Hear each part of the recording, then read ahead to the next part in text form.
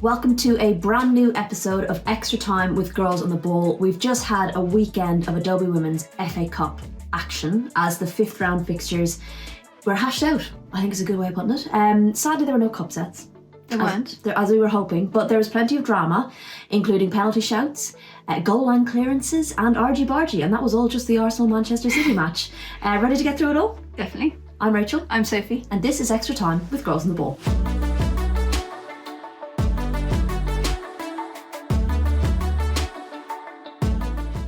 Okay, so in this week's episode, we are going to run through the fifth round results of the Adobe Women's FA Cup. We'll touch on the Conti Cup semi-finalists, well, three of them, and we'll look ahead to another big weekend of WSL fixtures before the international break.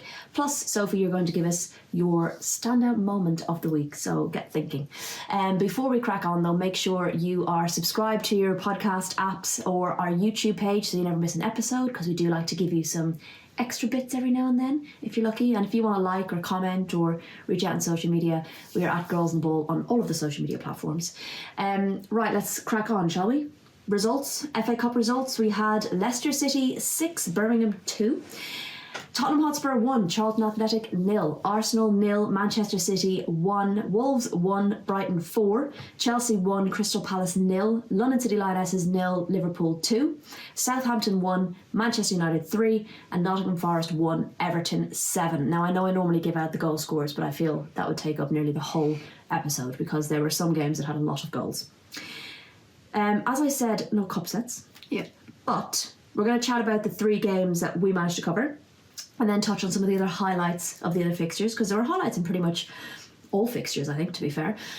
We started off with an early trip up to Leicester on Saturday for the early kick-off, Leicester versus Birmingham. A goal fest. Unexpected goal fest. Yeah, we had 5 goals in the first half, which I wasn't expecting, and it's always when you're in a bit of a rush, and we were a little bit late.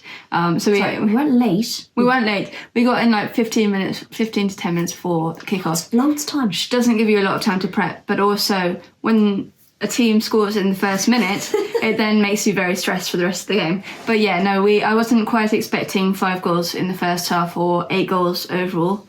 I think in the first half, Birmingham, they started obviously really well. They got that, I think it was a Missy Goodwin own goal in the first minute. And then Leicester kind of really came into the game. I think their 2 new signings, their 2 new Japanese internationals, Sari Takarada and Yuka Mamiki, they were superb throughout. And I picked them out, I think, on 90 Minute Talks a few weeks ago. It was my signings of the winter window, and they're coming through pretty good. So they were influential. Leicester got into sort of a rhythm. They were finding the passing, they were like building on those relationships that have been built over the last couple of weeks, and they kind of started to dominate the play, and they got their goal, Shannon O'Brien. Yanis came in first and then Shannon O'Brien, and you kind of thought that was going to be, they were going to just hit full punt from there, but Birmingham just didn't give up, and they were resilient, and they had that chance. I think it was a great ball from maybe Christy Harrison-Murray, I think it was, with the assist to Libby Smith, who against her former side, knew exactly what she wanted to do with it and lifted it past the keeper. But I think that was a good moment for her. I think she was actually really impressive throughout the game. Her hold-up play since I've last seen her, and that has to be, since I've last seen her live, is probably a good 6 months. And it's really developed. So I think she's become an important player for Birmingham City. Yeah, so as you said, Birmingham City went up 1-0 first. The half ended 3-2 to Leicester, and then I thought Birmingham started the second half really well, but didn't get any goals out of it, and then floodgates kind of just opened a little bit for Leicester. That's kind of the issue, isn't it, for teams in the WSL versus teams in the Championship.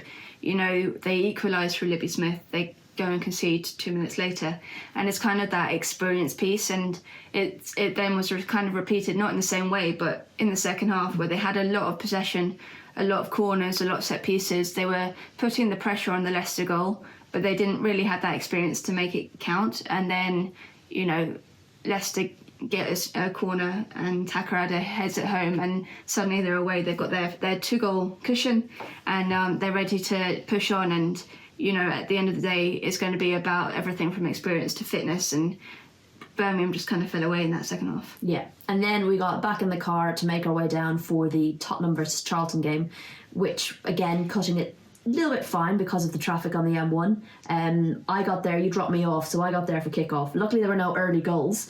Wasn't a classic game, not the most exciting, quite feisty at times, but I think Charlton were definitely in it. Spurs came away with the win with the one goal, but I thought Charlton did well. Charlton did well. They were resilient. They actually created quite a bit in the first half as well. They were having Kaylee Barton was having a few chances. She broke through a couple of times. I thought Frida Isi was probably their best attacking player in terms of what she was creating. She had a couple of driving runs and a couple of free kicks that were just off target. So I think they performed really well. But I think Tottenham, it got a bit feisty, especially in the second half.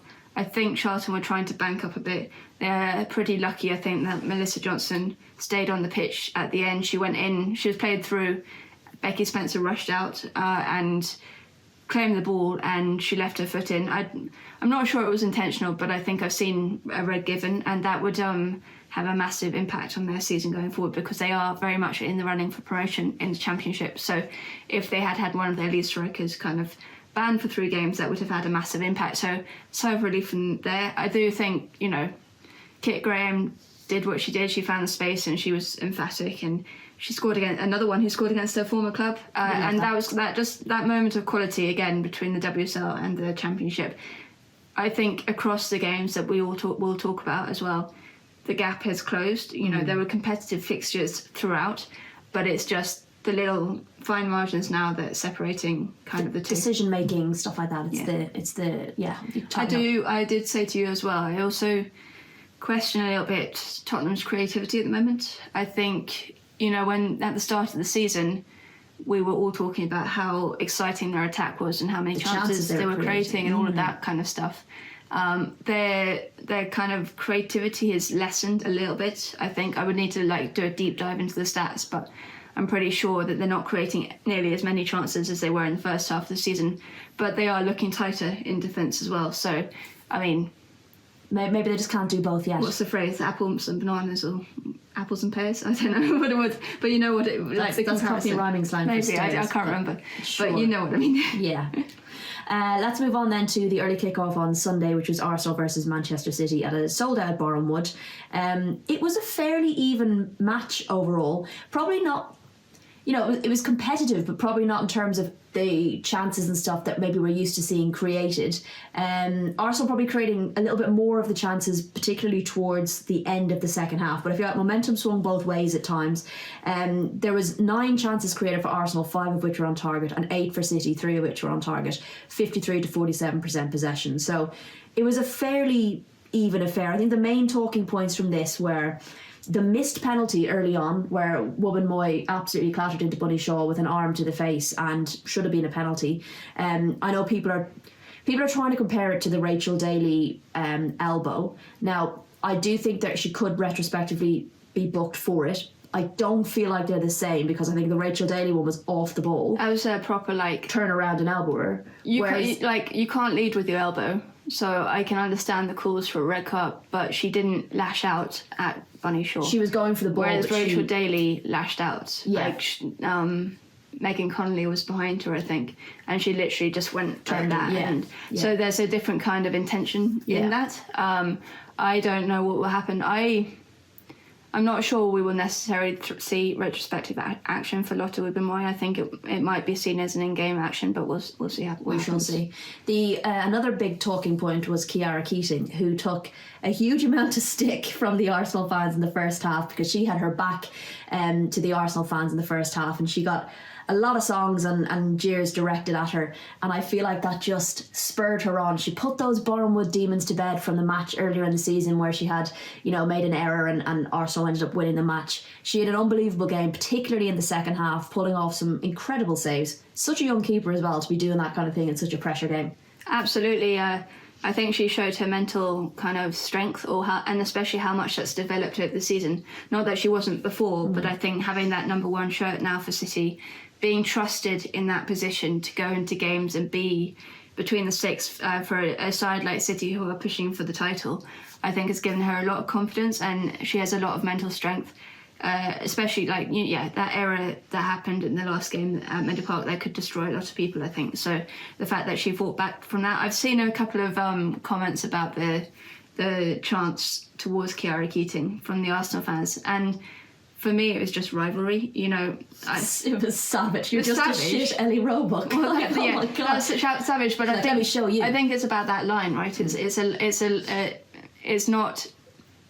It's a bit rude and it's not the nicest, but it's not abusive. Yeah, okay. And I think it can, work both ways, and I think players get fire out of it as much as fans get fire the other way. Look at Chloe Kelly. Chloe Kelly loves that shit. Absolutely She's loves the kind absolutely of loving it. rival banter, and I think it adds a bit of spice to the game. And Chiara, I'm so pleased for her, because she is a young kid. She has got all of the potential, but she's still got a long way to go before she's properly reached her potential, reached the ceiling that she can have. And it's kind of scary, isn't it? Yeah, and I just can't get over that save of Victoria Pilova's header. We were both like, it's in. From different angles of the pitch, we were like, it's in. I was sitting next to Emma Sanders at the BBC, and we were like, that's in.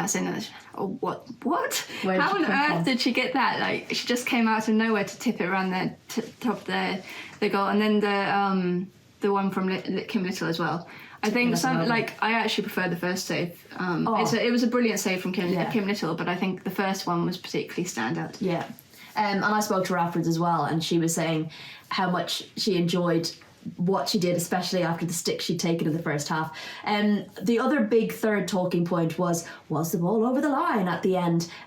There are no clear or conclusive angles to prove that it did. We've got City fans adamant that it didn't, and Arsenal fans using the exact same image adamant that it did. So I think that's safe to say it is inconclusive. It's very hard to call. Yeah. Everyone's talking about VAR. Goal line technology would have sourced that. This is the thing, I think, it's inconclusive, but I think if the referee gives that, you open yourself to a big can of worms. And she can't have been sure. The assistant certainly wasn't sure. And in those situations, you can't give someone if you're not 100% sure that it happened. So I can understand why they didn't give it if they didn't see it. I think we always talk about, as you say, VAR. It's not VAR that's the problem, and I think we have to go in stages. Yes, eventually we want VAR in the game, I'm sure, but actually it's the most basic of technology, goal line technology. It's been introduced into the Premier League for many, many years, into men's football for many, many years, with no problems whatsoever. It was probably the most seamless introduction of technology in terms of sorting out decisions that were clear or not clear, and there's never been really any arguments over it. So I don't understand why setting up, it's probably more technological than I'm saying, but basically having a laser across the front of the goal, and it's easier and cheaper than VAR, and maybe that should be the next step, because then we wouldn't be having these conversations. And surely it would benefit any team who are playing in those stadiums. Absolutely. So yeah, they were the kind of main talking points. The goal did come from a Chloe Kelly foul, Caitlin Ford foul on Chloe Kelly, which I actually think she stood in the ball. You can be aggrieved at that, but I think Arsenal had enough chances to put the game to bed, and sometimes you're not getting the rub of the green. There's some games you're just like, you're not going to score, and not a good week for Arsenal. Kind of a big slip up in the title race. They're hanging on to it with a pinky finger. They're out of the FA Cup now at the same round that they got knocked out last year.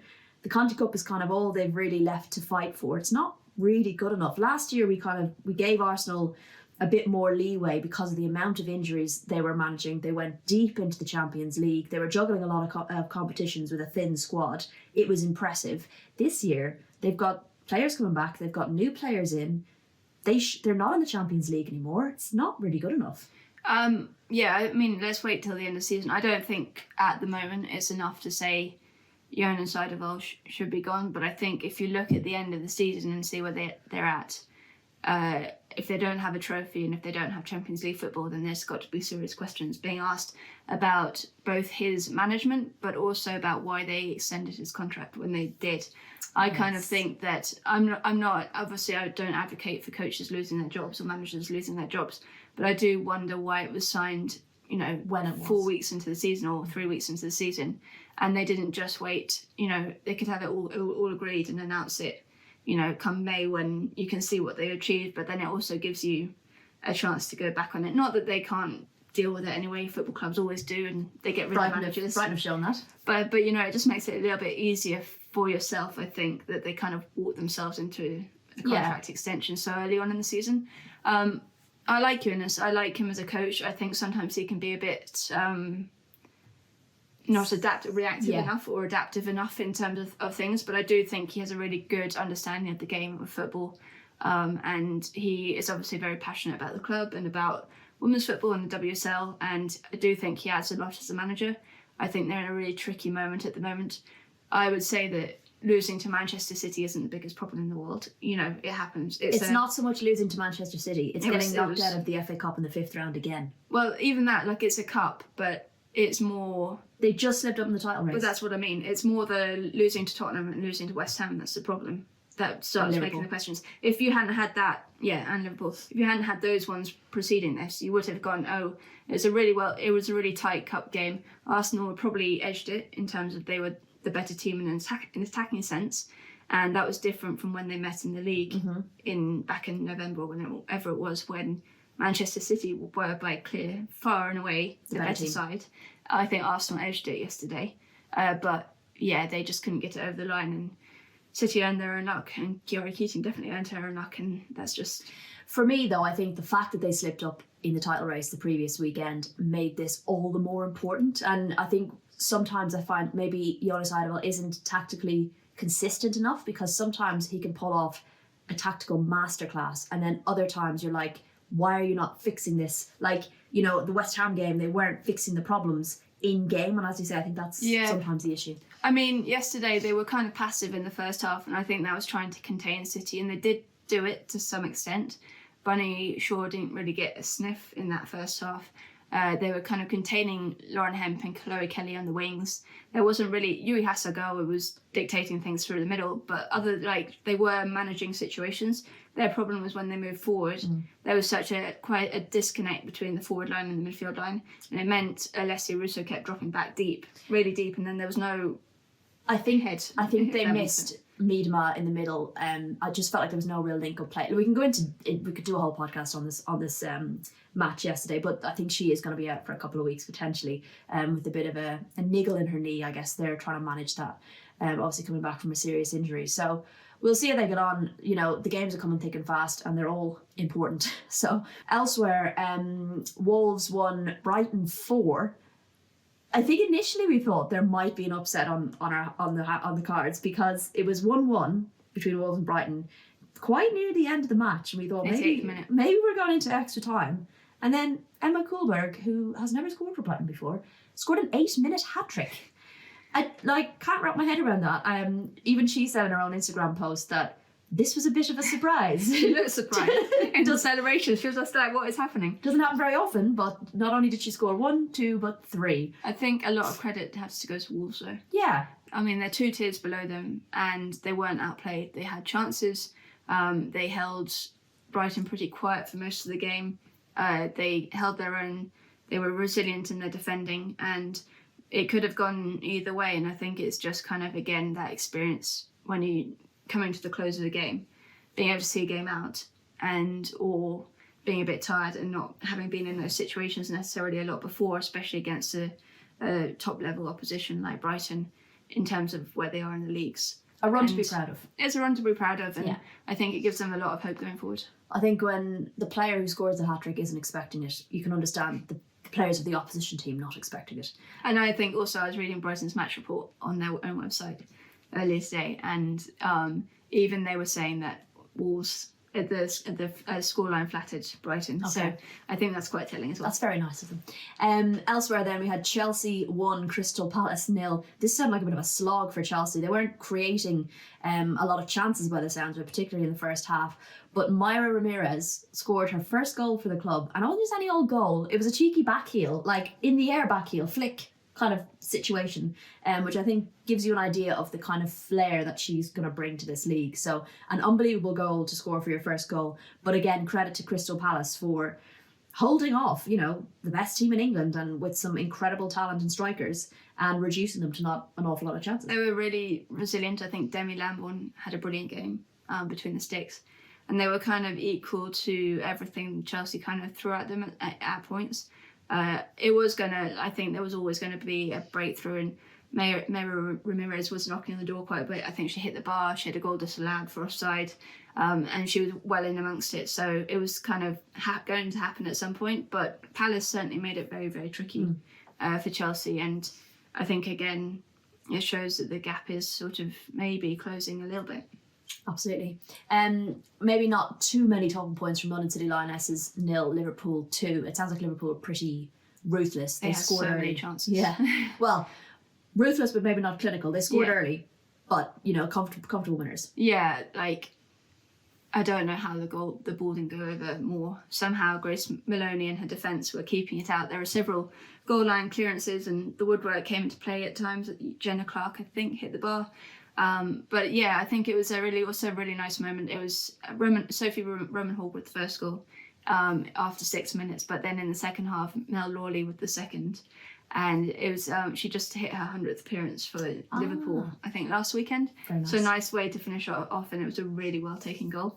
It's quite Route 1 football. It was like flicked on from Rachel Laws' kick, but it was a lovely, lovely finish. Very nice. And then we had Southampton 1, Manchester United 3. Another game where we thought maybe, because United went ahead early enough through a lovely Ella Toone goal. Southampton brought it back to 1-1, and we thought, okay, maybe we're going to have a cup set. But then Rachel Williams did what Rachel Williams does, came on with a double. But another team, I think, that can be proud of how they played. We went down to Southampton earlier last week, and if you haven't already listened to them, we did a lovely interview with Marianne Spacey-Cale, who was great, and we also spoke to Megan Collette as well. So both of them were worth listening to. But again, you know, they can be pretty happy, I guess. They had chances as well. I think they thought they should have had a penalty. Millie Turner handled the ball in the box. I've seen them given, seen them not given. That was a chance. I think they were thought Rachel Williams' second goal didn't go over the line. It did on the replay. But then they had a really good chance at the end. Lucia Kendall breaking through and putting in kind of a perfect ball across the face of goal for Millie Mott, and it just eluded her, and Millie Mott is just on the floor like going, how did I not get there? So they had their chances. They created. They weren't just like sitting back and defending against Manchester United.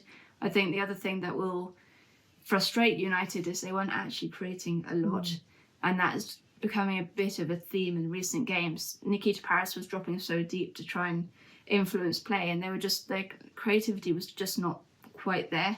And it's always good when you have someone like Rachel Williams who comes up and scores 2 banging headers, and that's what she does, but it's still not kind of, there's a sort of theme I think that's going on about their creativity giving. I think I said last week their XG against Brighton was 0.9.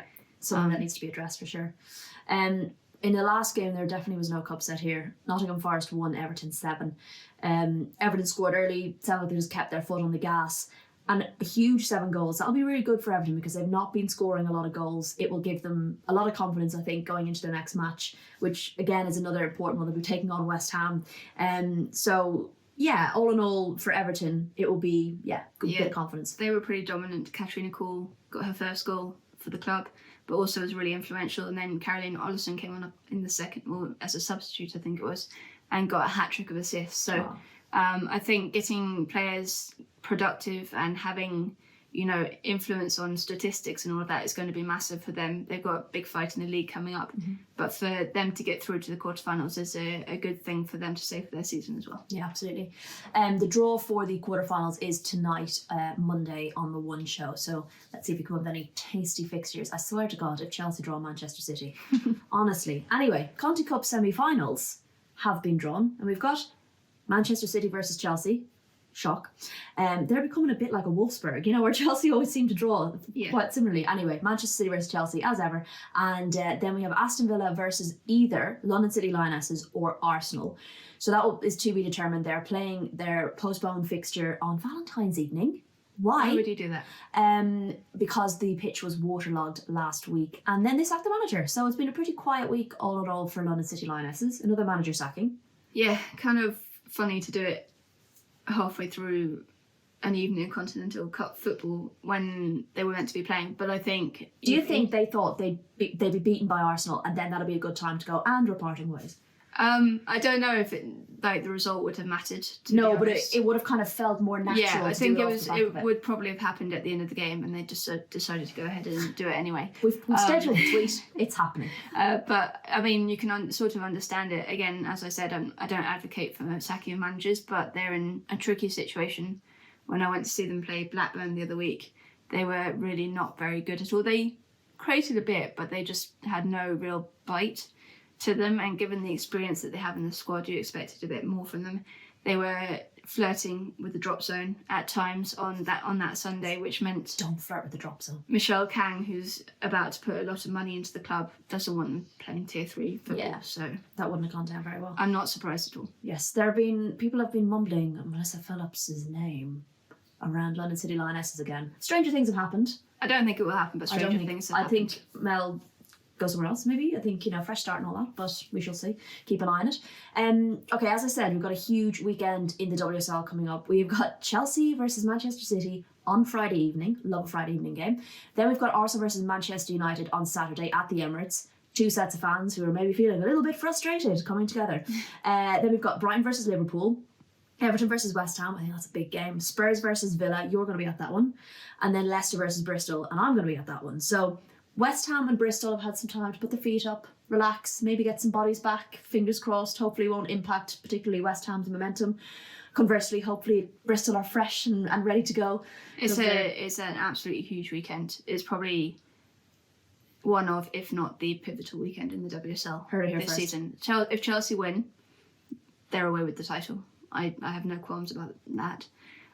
If Man City get a result of any kind and Arsenal beat Manchester United, then Manchester City are definitely in the running for the league, but also Arsenal can find a way back in. I think they have a chance at least, because they still have to play both of them in the league. And then Manchester United, if they win, they're 1 point behind Arsenal for the Champions League spots. So they're right back in the European running. Right. And then down the bottom, we've got Brighton, Liverpool. Liverpool are fighting for 5th. Mm-hmm. That's going to be a big game. You've got West Ham, Everton. West Ham are in good form, but Everton won big. Same number of points? Yeah. And then Bristol. And Bristol is one of their cup finals, isn't it? So one of the many. Anything can happen. It's going to be non-stop. Can't take your eyes off it weekend of football. There you go, perfect advert for it. The Championship will also return next week too, and there's some big fixtures, most notably Birmingham versus Southampton, because we still have a 5-horse race, and that's going to be really interesting. They've both lost in the cup. They both lost last weekend, so they're both desperate for points. I think I was going to say earlier, it's really interesting. Those really tight games against WSL opposition in the cup. They were all sides fighting for the promotion in the league, and their focus is on the league. That's the ultimate prize. The FA Cup is kind of you want to win, but it's a side project. It's a nice add-on. Whereas all of them are like thinking about that league in that next 7-8 games to the end line. Yeah, and it kind of made me think about whether if they hadn't had that kind of pressure thinking about the future, then maybe we would have seen an upset. Maybe not from Birmingham, but yeah, potentially from Southampton. Okay, Sophie, there's been quite a bit going on, but your moment of the week, please. So I always plan this really well in advance, and then I completely forget it when you ask me. But I do have one. Okay. So I am going to go with Emma Kullberg's hat-trick. Okay. Just because it was so unexpected. And there's probably people go Ramirez's goal. And do you know what I thought you were going to go with? What? I thought you were going to go with Leah Williamson's goal line clearance. Oh, that's pretty special too. Just because it was trademark Leah Williamson. Trademark, and I thought she was absolutely brilliant against City for the 75 minutes that were on. And I think Arsenal, unfortunately, they're having to put her back in, ease her back in, so she can't do 90 minutes straight away, and that does disrupt their flow. But anyway, I'm going to go with Emma's hat-trick against Wolves, just because she doesn't score a lot of goals, and as you said, it was her first 3 in 53 odd appearances or something like that. So imagine getting your first, then your second, and then your third in 8 minutes. Absolutely madness. So I'm going to give her flowers. I like that. That's nice. All right, well then that's a wrap on this week's episode of Extra Time with Girls on the Ball. We'll be back next week to digest another big weekend of fixtures, and also to look ahead to international break in sunny Marbella. We're delighted that it's somewhere warm. Make sure again that you're following and subscribing and liking our content and making sure so that you don't miss any episodes, because we do like to drop some every now and then. Sometimes we do reactive videos. This is a new thing as well. Please no more manager sackings. It's very stressful. We're going to try and do more of them, so yes. for us, please. But yes, we do love to hear from you as well. So if you want to drop us a message on any of our social medias, we are at Girls on the Ball. Until then, we will see you next week.